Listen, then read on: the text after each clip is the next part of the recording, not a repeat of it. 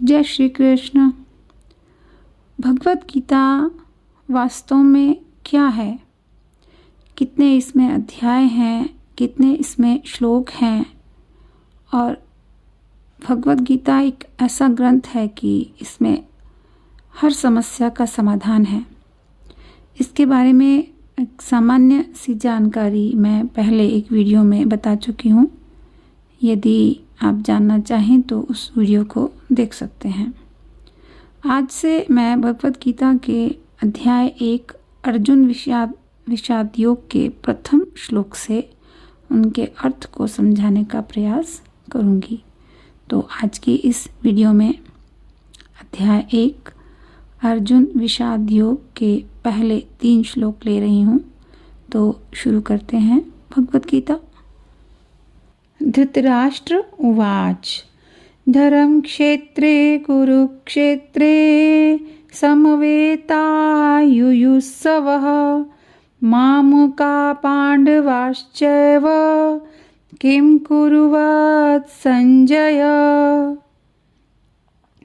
जब महाभारत का युद्ध हुआ कुरुक्षेत्र के मैदान में और वहाँ पर दोनों सेनाएं आमने सामने थी और धृतराष्ट्र युद्ध भूमि पर नहीं गए थे। वो एक महल के एक कमरे में थे और उनके साथ संजय थे। संजय श्री व्यास के शिष्य थे और उनको दिव्य दृष्टि प्राप्त थी, जिसके फलस्वरूप वो धृतराष्ट्र को महल के एक कक्ष में कुरुक्षेत्र के युद्ध स्थल में हो रही घटना का हूबहू वर्णन कर सकते थे, जिस तरह से आज हम खेल के मैदान से सीधी कमेंट्री सुनते हैं। तो धृतराष्ट्र ने संजय से पूछा कि धर्मभूमि कुरुक्षेत्र में पांडुपुत्र और मेरे पुत्र जो युद्ध करने की इच्छा से एकत्र हुए हैं, तो उन्होंने वहाँ पर क्या किया है?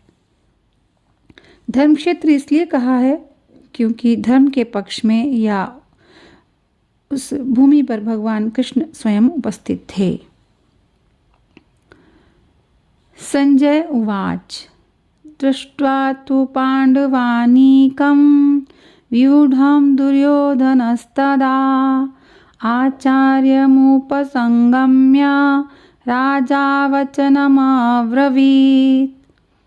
तो संजय ने उनको उत्तर दिया। महाराज धृतराष्ट्र के प्रश्न के उत्तर में संजय बोले कि हे राजन, हे महाराज, आपका पुत्र दुर्योधन पांडवों की सेना की व्यूह रचना को देखकर तुरंत अपनी सेना के सेनापति गुरु द्रोणाचार्य को वास्तविक स्थिति बताने के लिए गया है। वैसे दुर्योधन राजा थे, सेनापति के पास जाने का कोई औचित्य नहीं था, लेकिन स्थिति की गंभीरता को देखते हुए दुर्योधन अपने सेनापति के पास गए थे, क्योंकि पांडवों की सेना की स्थिति को देखने के बाद शायद दुर्योधन का मन आशंकित हो गया था हार के भय से। इसलिए वो गुरु द्रोणाचार्य सेनापति के पास तुरंत चले गए थे। पश्यतां पांडुपुत्राणाम् आचार्य महतीं चमूं व्यूढां द्रुपदपुत्रेण तव शिष्येण धीमता। यह भगवत गीता का 3रा श्लोक है। इसमें दुर्योधन सेनापति के पास जाकर कहते हैं कि हे आचार्य, पांडुपुत्रों की विशाल सेना को देखें, जिसे आपके शिष्य द्रुपद के पुत्र ने इतने कौशल से व्यवस्थित किया है।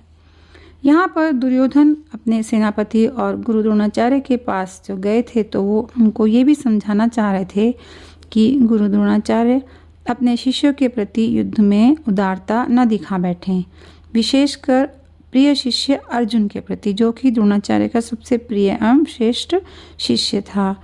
दुर्योधन ने यह चेतावनी भी दी कि इससे युद्ध में हमारी हार भी हो सकती है। जय श्री कृष्ण।